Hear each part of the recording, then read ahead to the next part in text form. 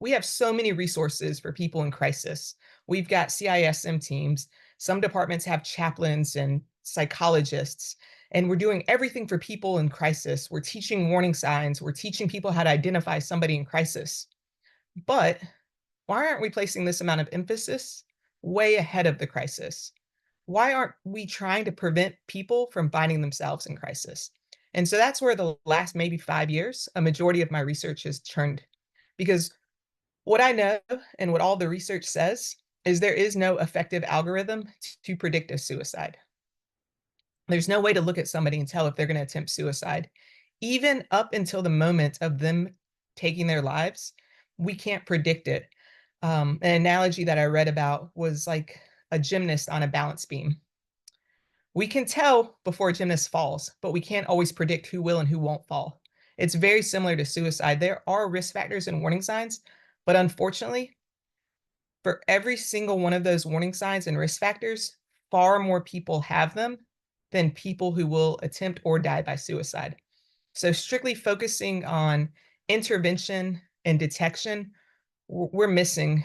We're missing where we can truly be effective, and that's moving far upstream of crisis. It doesn't mean we don't continue to focus on people in crisis. It just means we do a little more ahead of crisis. So what does that look like? If you've taken a stress first aid class or you've been involved in mental health, you've probably seen this, the mental health continuum.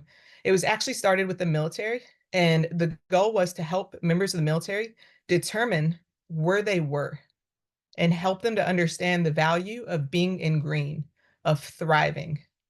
But then also to understand, okay, I'm reacting, I'm struggling, I'm reacting to something. But then beyond that, understanding when they're at the point where they're just surviving and they've gone a little far. And then finally, to understand when they're in crisis. And when we teach peer support, one of the things we teach is people, when they move out of thriving into struggling, when they move into the yellow, that means something's off, something's not right.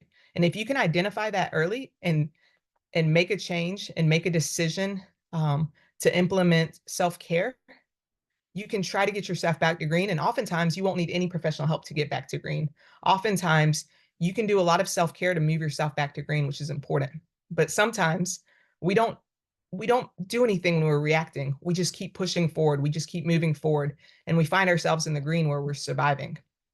By the time we're in that point, if we don't start to make changes, we're either going to find ourselves in the red, or if things go well, we might just stay in the orange.